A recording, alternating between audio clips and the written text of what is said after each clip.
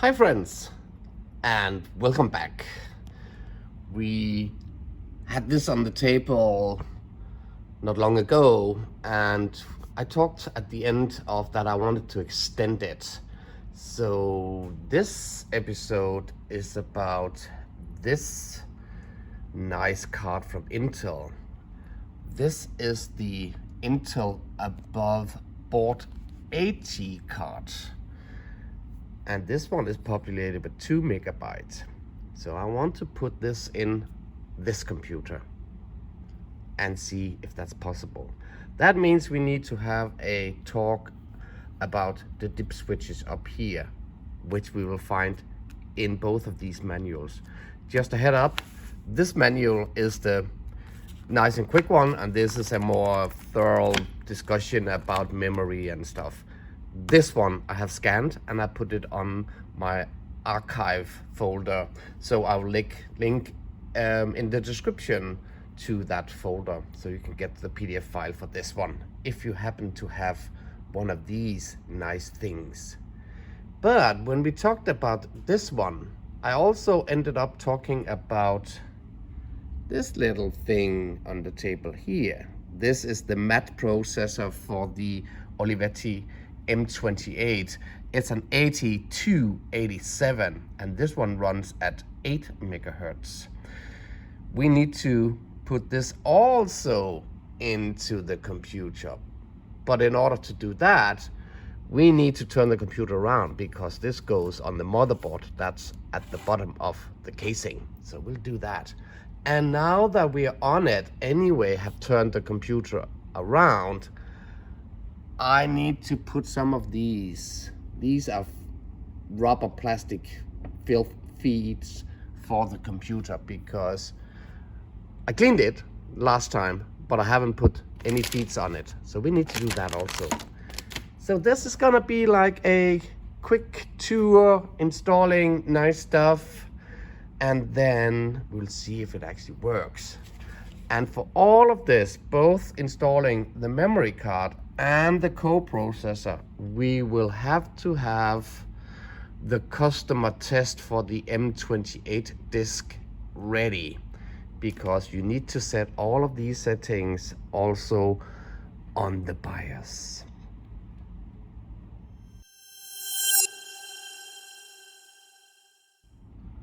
Let's first turn the computer around to install the feeds on the cover of the bottom of the computer, and then we can address the coprocessor.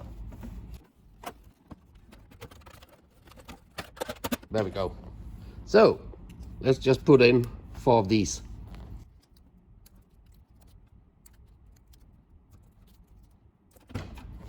Done.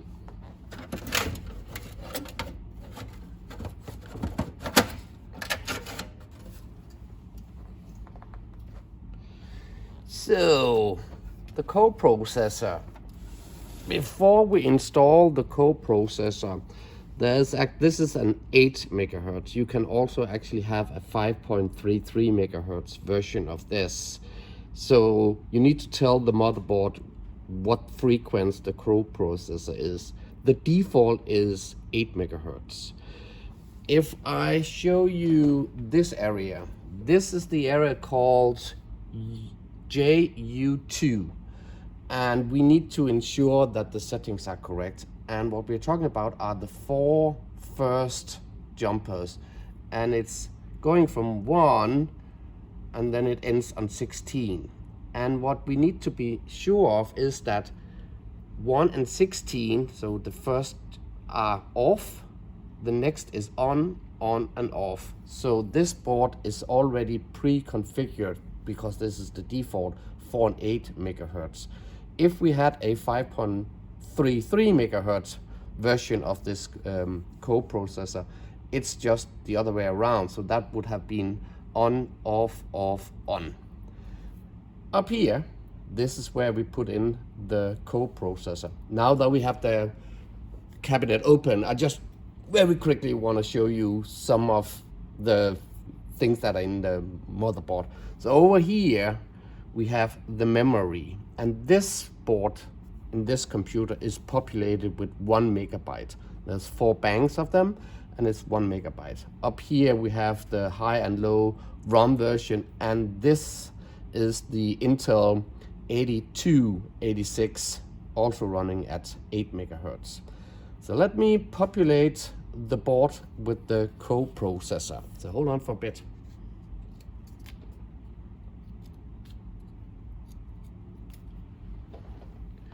And obviously we need to ensure that this, there we go, has the same notch in, and that's up here, so it goes this way.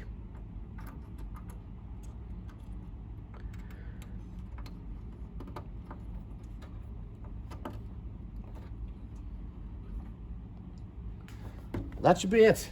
So let's put the lid on, turn it around, and then we need to put in our disk. And this disk is again the customer test for the Olivetti M28, because this is the only way we can go in and configure the BIOS. The only thing that we actually just need to do, because the computer itself will actually recognize there's a coprocessor in it when it boots up, we just need to confirm that is correct. So this is a fairly easy task. So let me put the lid on, turn it around, put the disk in, boot it up, and then we'll go into this.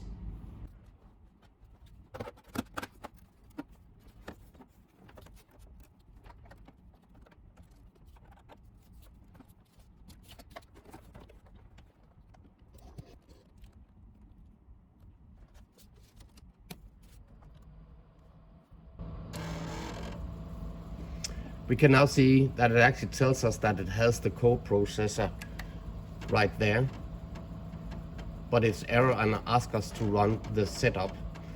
So this is why I'm now asking it to boot from the floppy disk drive.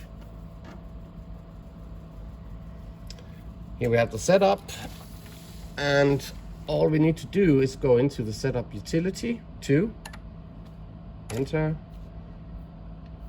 and then we just need to acknowledge on point number 9 that it now has a coprocessor. So 9, spacebar, enter, escape. That's it. But we'll go back in, because there's also a test program to test the actual coprocessor, so you can see if it actually works.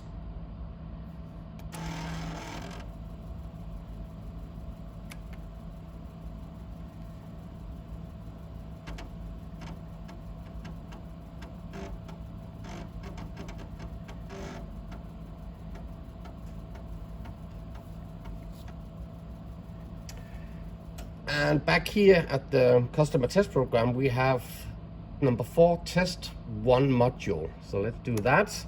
It will then go through all hardware it knows of and try to locate it in the computer. That's why it's highlighted.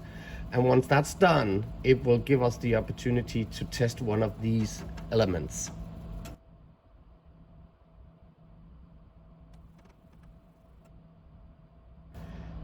And now we have a point number 10, which is the 8287 MAT coprocessor. So let's punch in 10 on the keyboard.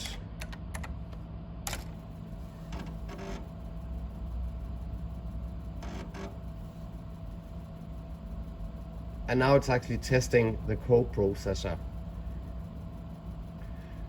And 8287 MAT coprocessor tested, passed. Coprocessor working. Next job is now for us to open up the computer again, and then we want to populate it with the memory card. But before we do all that, testing the memory card, we need to understand the dip switches up here. So let me move the camera a little bit around and open up the book for the actual board, and then we'll see if we can figure out how to configure all of this up here. So as I told you in the beginning, I have 2 manuals for the board itself, and this one looks like the official manual. It has a lot of pages, and it goes through a lot of stuff about memory and how to install it in a computer, and what are different kinds of memory, and how can you divide memory into different parts of a computer. This is very complicated. This is very easy, because there are a few things we need to understand. We need to understand how much RAM, what kind of RAM, and how to configure the dip switches up here. And all of this is more or less one page. So that makes it very easy. It briefly talks about different kinds of memory also, like expanded and extended memory. But for this purpose, we just need to figure out how to configure the board. I looked at the board itself, and I know these are 256 kilobit chips with parity, and it's populated fully with 2 megabyte. So what we need to figure out is, in the computer itself up here, how does this align with that board? So we need to tell, is there any memory coming before this board, or is there the possibility of having memory after this board? It actually happens to be so that you can have multiple of these boards within a computer. And this system actually supports up to a total of 7 megabytes in total, plus whatever is in the computer itself. But each of the boards have a max of 2 megabytes. So we have 1 megabyte in there, and we have 2 megabytes there.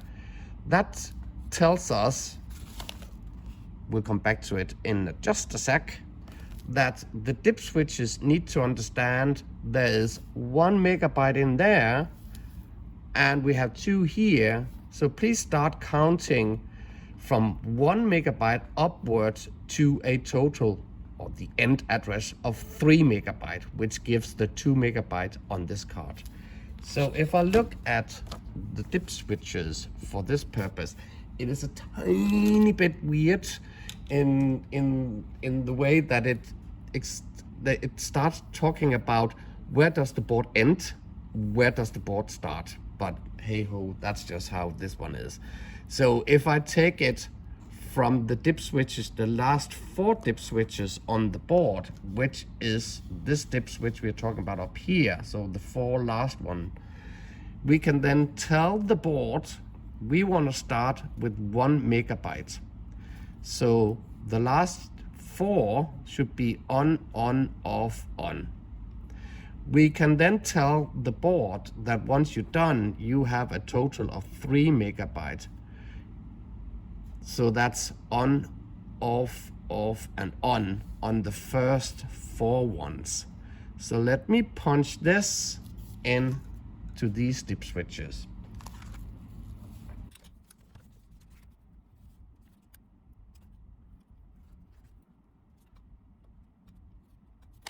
It's tiny, but let's hope we have it now. So I set it to on, off, on, off, on.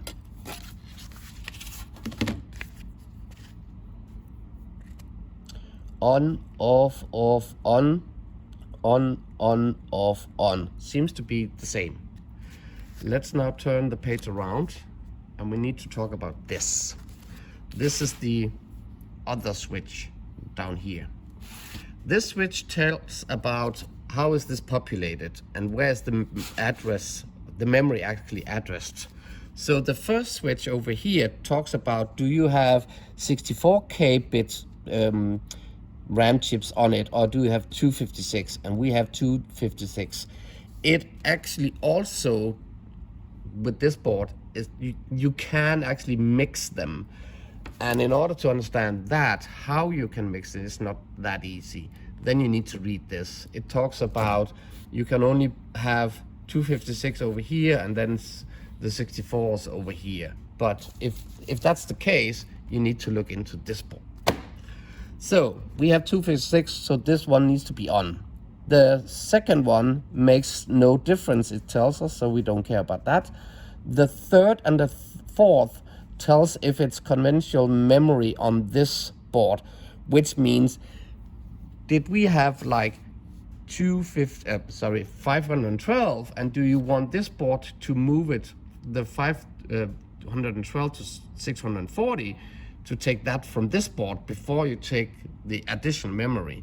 Or are you satisfied with the board? We are satisfied with the board, so we don't need to use that kind of memory. So this needs to be none, because we don't want to use that kind of memory. The last four bits tells the address spacing for the memory, and we'll just stick to the default value. So as I understand it, it needs to be on, don't care, off.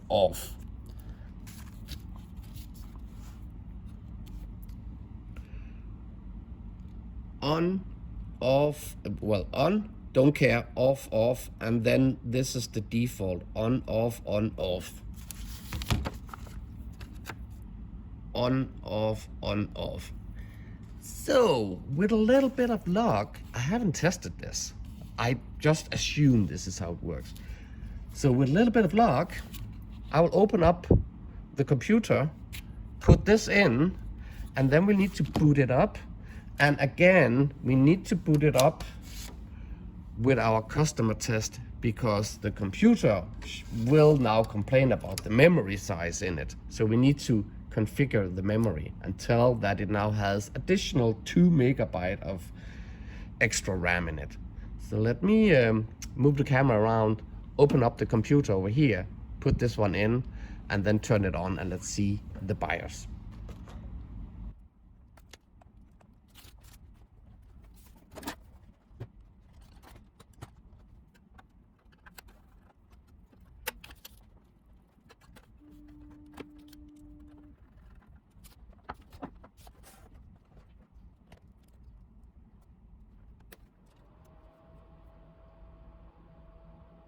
It now takes a while, but it actually sees the 2 megabytes. But it still asks us, because the expanded memory is not correct, so it wants us to go into the setup program.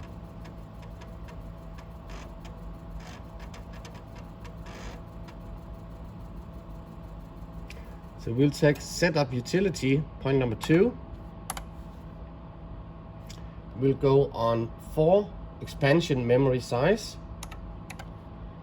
and we'll bump it up to 2 megabytes. Escape out.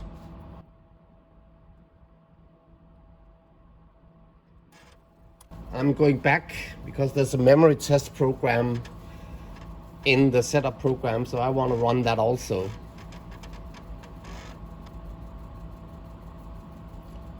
Test one module number 4.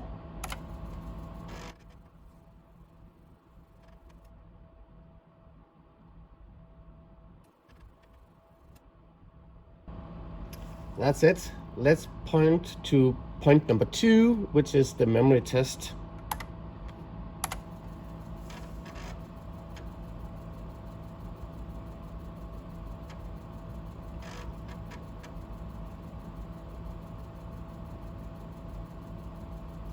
And memory test passed. All good. Let's go out of all of this, and let's boot on the hard disk, and let's do a check it.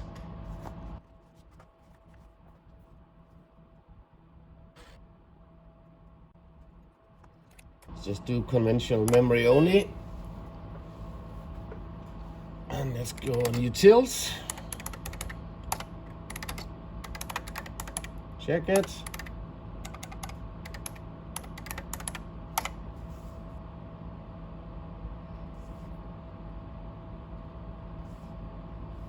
Let's look at the configuration. And it sees the macro processor, and it sees the extended memory. Let's do some benchmark with the main system.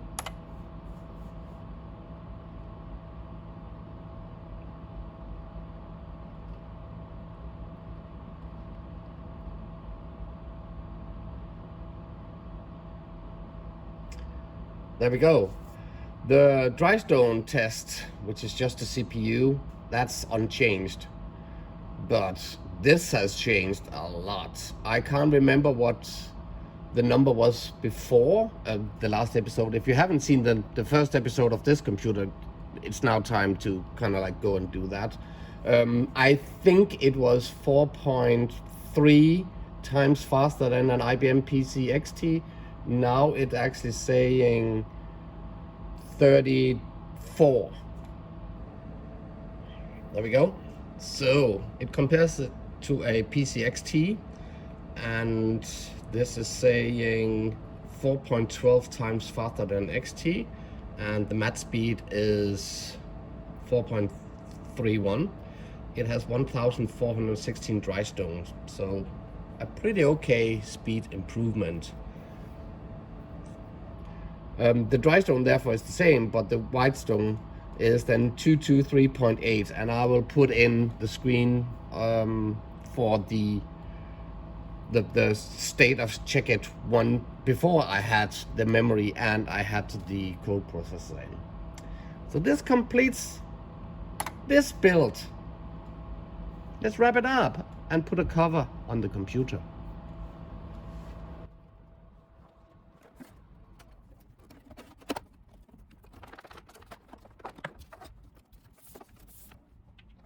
And before we can say we're all done with this computer, we need to take this back plane on. This is the one that holds the casing in, so we just need to screw this back in. So let me find the screwdriver for that, and let's just screw it in. I just realized we have the card in here, and we cannot put this in because the card, compact flash card, this one, is in the way. So we need to punch out one of these.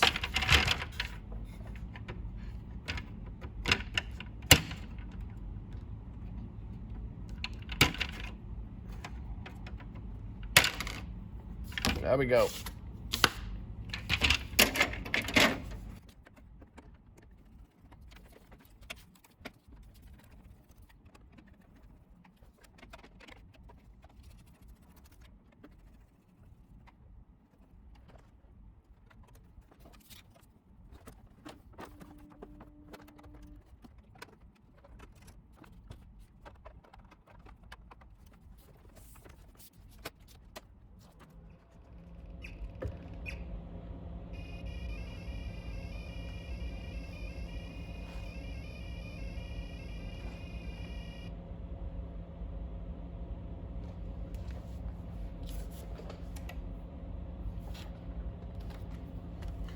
Yes, this was one of the quick videos.